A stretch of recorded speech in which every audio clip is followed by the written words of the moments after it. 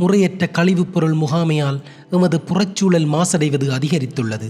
ஆதலால் மக்களிடம் தற்போது கழிவுப் பொருள் முகாமைத்துவம் தொடர்பான விழிப்புணர்வினை ஏற்படுத்த வேண்டியது கட்டாயமாக உள்ளது.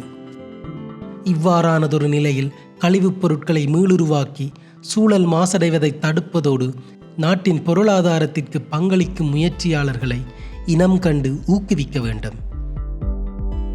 சிப்பிகள் நாங்கள் போய் கடற்கரையில் எடுத்துக்கொண்டு வரோம். சில நேரம் சிலர் சேமித்து வச்சுருக்கிறவங்கள்ட்ட போய் பணம் கொடுத்து வாங்கிட்டு வரதும் இருக்குது. கொண்டு வர்ற போது ஒரே வகையான சிப்பி இருக்காதானே, எல்லா சிப்பிகளும் மிக்ஸ் பண்ணி இருக்கும். உடைஞ்சது இருக்கும், அதில் நல்லது இருக்கும். அதில் செலக்ட் பண்ணி எடுக்கிறதே பெரிய வேலை. ஒவ்வொன்றையும் தனித்தனியாக நாங்கள் எடுத்து வச்சு அதை 2-3 நாள் நாங்கள் ஃப்ளோரின் போட்டு ஊற வைத்து அதை என்ன செய்யணும், கழுவி எடுக்கிறது. ஒவ்வொரு சிப்பியும் எங்களோட கைப்பட கழுவி தான் வரும். பார்க்குற போது அது அந்த சிப்பி சும்மா கொண்டு செய்த மாதிரி இருக்கக்கூடாதுன்றதுக்காக அதெல்லாம் கழுவி நாங்கள் ப்ரொசஸ் பண்ணி திரும்ப தனித்தனியாக பிரித்து உடைஞ்ச சிப்பிகள் அதெல்லாம் வேறுபடுத்தி திரும்ப அதை கழுவி எடுத்து 2-3 நாள் நாங்கள் வெயிலில் காய வைக்கணும் நல்லா.